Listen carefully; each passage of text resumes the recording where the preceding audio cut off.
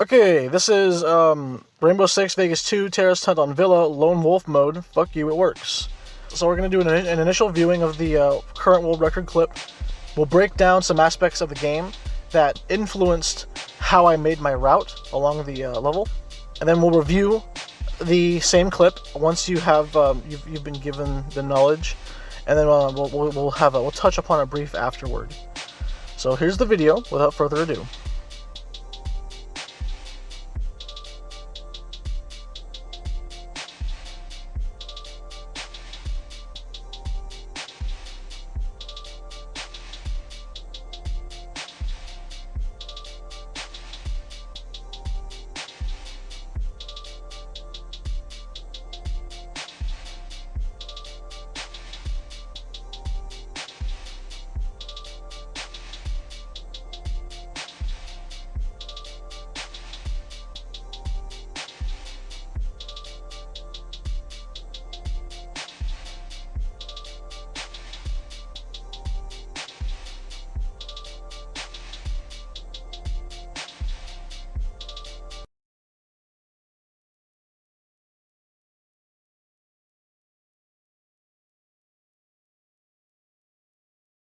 Welcome back.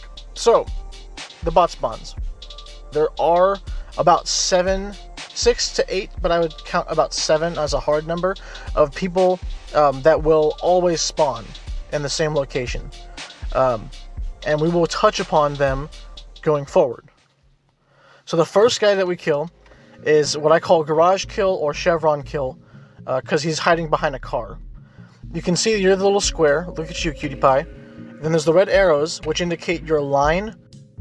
You get the first garage kill, and then we are good to go. You move along. Now this is the first level living room. This blue arrow next to the lines indicates the staircase that you just saw on the previous slide. So once you kill the car guy, there's a staircase to your right that you got to go up to enter the building. Now before you go up and enter the building, you're throwing a C4 on the door and waiting a little bit to then blow it up, and here's why. So as you can see, there's these 3 smiley faces that are closest to the door. They're going to immediately bunch up an aggro right behind that door, which you firmly planted a C4 on the other side of, so when you detonate the C4, you'll be killing all 3 of them.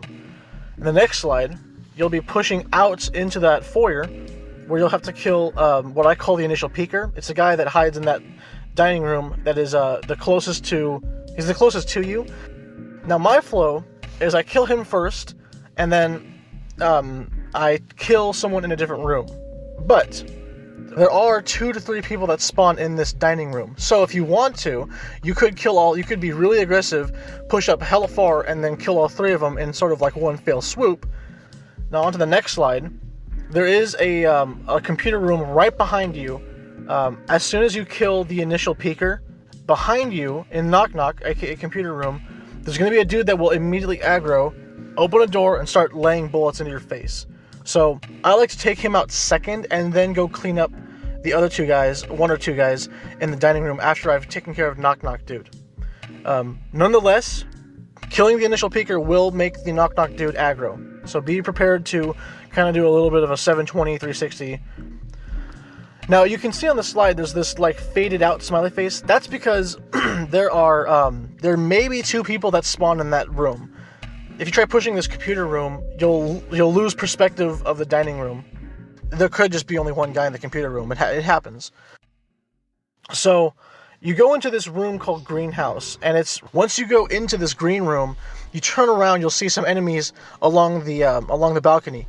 The reason why I don't have any smiley faces in this clip is because, or this slide, is because I don't really know where they're going to be. I know that there's a couple guys that like to spawn in the general area of where the arrow heads are, but it's kind of a toss-up with how they interact because of behaviors. After you kill the greenhouse guys, you'll be cutting into a room to your left. You'll find a doorway that leads to the spa and staircase room. There are, as far as I know, there are always 2 people that spawn there. I've never had less than that. Now, I gotta advise you though, these 2 guys are the most dangerous. They seem to have this behavior where they aggro and then they will stand their guard and wait. You could open the door and get a fucking bullet to your face and die. Once you go up to those stairs, to the second floor. It's a toss-up. You just gotta kind of get lucky. Now we're gonna go down to bot behaviors. So the bots will begin investigating, i.e. leaving their spawn point, if a couple things happen. If a friendly unit is killed, if a weapon is fired, if you sprint, or if a grenade goes off. So the implication of this is, as you play through the run, the bots are going to be giving more and more information that's going to influence their behavior. They will take some they may take some really obtuse paths to get there, which just kind of makes them harder to find, unless you can make them bark by shooting the gun. Next thing is the random elements. They may stay in position when they're aggroed. Those two guys at the staircase are like that. If they're not aggroed, but they're standing around, they have to kind of like get into position, and there's a whole like animation for it. The other thing is bots have an ability to throw flashbangs. It's infinite. They don't give a fuck, and they'll do it if you're like right there. They're not very smart with it too. And then lastly, there is a repel system. Maybe repelling is faster in certain areas, but I know for sure that when a bot repels, they're a fucking sitting duck, because all they have is their pistol, and they don't seem to like to use it very much. And you can hear a sound when they do repel too. So, like I said, playing with sound is very important. It's a really good way of hedging your bets against the RNG. I know it's a bulk load. You can go through the guide again and just sort of like rewatch it. But now that you've been given the guide, let's go back and watch the clip and see what you can observe now that you've learned something.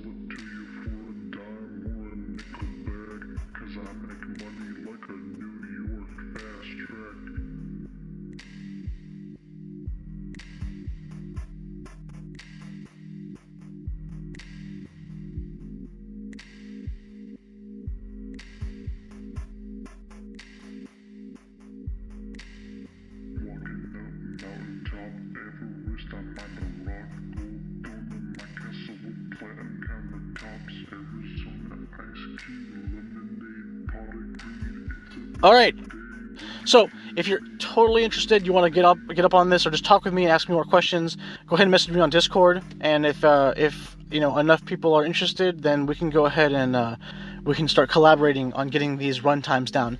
Take care. Thanks for watching, and let's get that fucking sub 30, baby. We can do it. I know we can fucking do it. Alright, bye.